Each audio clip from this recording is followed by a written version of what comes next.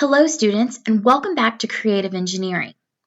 Today we are going to be talking about one of my favorite steps in the design process, and that is the step where you get to finally build a prototype of your design. Building a prototype helps you get your design out of your mind and into reality. So, you learned about water shortages. You've learned about aqueducts. You designed your aqueduct. So what now? Well, first, we're going to do the do now. So I want you to think about your designing process from the last video in the last lesson. What went well about designing your 3D model of the aqueduct? What has been your greatest challenge in creating your 3D model of the aqueduct? I want you to pause the video while you complete your do now and answer these questions. Once you've answered both of these questions in your digital worksheet, you will press play to continue your video lesson. Welcome back. Normally, when you would build a prototype, you would be in class where your teacher could provide you with some awesome materials, box cutters, hot glue, and other equipment that you would need to build a really high quality prototype that would be testable. Our current situation with eSchool means that we are going to have to be extra creative and flexible in order to get these prototypes built. But that's what engineers do, so no sweat, right? Building a prototype means you build an example of your design that can be tested. So when someone builds a prototype, they can actually try it out and see, hey, is this something that is a good design and a good idea? Is it effective? Building a model means that you build an example of your design that looks like it, but it can't be tested. So it is not a functional model. So those are the differences between a prototype and a model. That brings me to the next important question, which is how do you test an aqueduct prototype? It's pretty simple. You just pour a little water in it and see if it runs all the way through. And you don't want to, turn the garden hose on it or put it under the faucet, but you do want to just test it by putting some water in at the top and then letting that water run down to see, do you have the correct grade? Is gravity able to work on that water? So how do you decide whether you are going to be building a prototype or a model? The first question you need to ask yourself is, what materials do I have around my house to build my prototype with? The second question is, will those materials work if I pour water on them? For example, if the only thing you have around your house is some construction paper and tape, and you build the most amazing aqueduct model from paper and tape, we know that if you pour water on the paper, it's going to become soggy, it's not going to hold its shape any longer, and you will have destroyed your model. So that would definitely be a model because you cannot actually test it. It cannot work.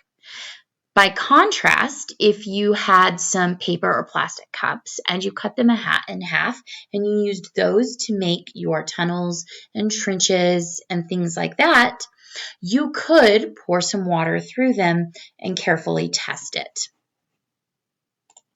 If your answer to question number 2 is yes, you can build a prototype. If the answer to question number 2, which is will those materials work if I pour water on them, if it is no, then you can build a model and you won't be required to do the testing part of it. I will say this, as someone who loves to build things and as someone who loves engineering, the testing part is one of the most exciting parts because you put in all this work and you get to see if it can work. So if you have things that will work for testing, go for it. But if you don't, you're not required to do that. Here's a list of possible materials that you could use to build your prototype. Of course, you could use cardboard. You can also line cardboard with things like aluminum foil or even old chip bags or plastic to make them waterproof. You could use paper, plastic or paper cups that could be cut in half, wood, pipe, Legos, toy racing trap, pieces from an old mousetrap game, sticks from the yard, rocks or small stones, toilet paper or paper towel tubes, plastic water or soda bottles, chip bags for waterproofing, or anything else that you can think of. So in this case, there is not a wrong way to do this. In fact, I'm super excited to see your creativity in coming up with solutions for this. Remember that building a prototype is not about building a perfect example. It is about building an example to show your design and test it if you can.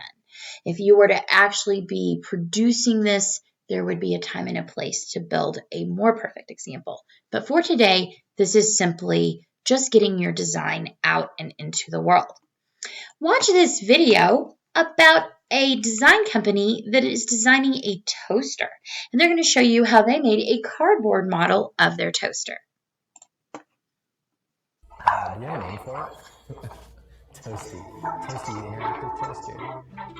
Hi, my name is Andrew Brace. I'm a prototyper here at Quirky. We have 3D printers and CNC machines, but whenever we first start to prototype our ideas, we typically use materials as simple as cardboard or paper, things you have at home.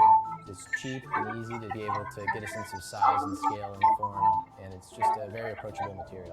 For the sake of illustrating our prototyping process, we decided to create an interactive toaster. It has a touchscreen that allows you to draw your own design, and it will replicate that design by burning it into your toast. Before you jump straight into it, it's always a good idea to try to sketch out your idea, to figure out roughly the size and shape of it, and also give you an idea of how much material you're going to need and how you might approach cutting and gluing and things like that. We start out with a box as simply as possible. We cut out our 6 sides, we taped them together, figure out some of the details and the size and scale of the knobs and the screen. After the first model, we had a better idea of what we wanted the final prototype to look like. We were able to use less pieces, which you end up having a more refined looking model because you don't have as many part breaks. In order to achieve these rounded edges, I incorporated a technique called scoring, where you cut just the surface but not quite all the way through, and that lets you bend the material in various ways. The lever detail inside of the toaster, the design called for a round knob, and to achieve that in cardboard, we basically cut a series of circles that got smaller as you went towards the outside and stacked them up to build up in 3 dimensions. It's actually really challenging to cut a curved line into a piece of cardboard. Instead of trying to take it all at once, you make several small cuts to round out the edge.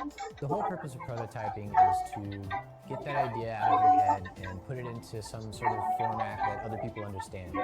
With a little thought and creativity, you can convey any idea to anyone, and it helps you make informed decisions about your refinements later on in the process. All right, so as you can see, they would never actually make and sell a cardboard toaster. It would be impossible to run electric to that, and it would be a huge fire hazard. Many reasons why cardboard is not a good material for a toaster, but it is a good material to get that kind of out into reality so that people can test it, try it, and kind of just see, hey, is this a good idea or not?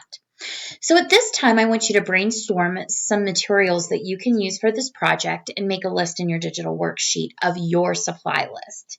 And this will be items that you have at your home or available to you wherever you are. Remember, each person will have a different supply list because we will all have different things at our home right now. So I want you to pause the video while you complete your notes and make your materials list. And once you've finished making your materials list, you can press play to get instructions for building your final prototype.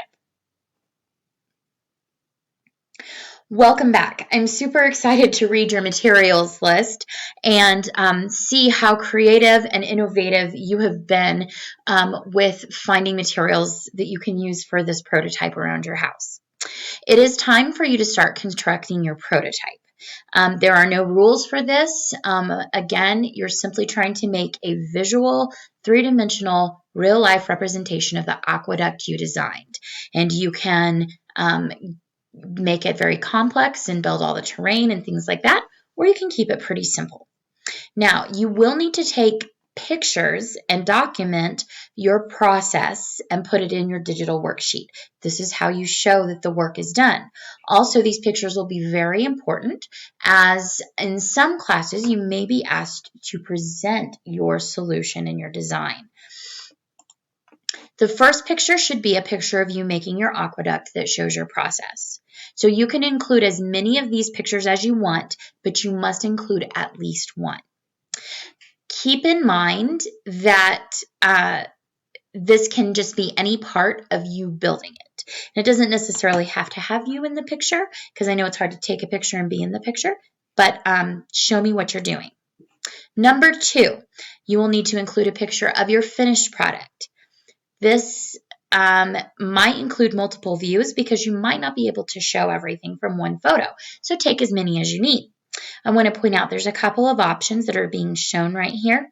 This is actually a portion of an aqueduct that was made using, looks like modeling clay for the arches and the legs, and toilet paper rolls wrapped in plastic for the top.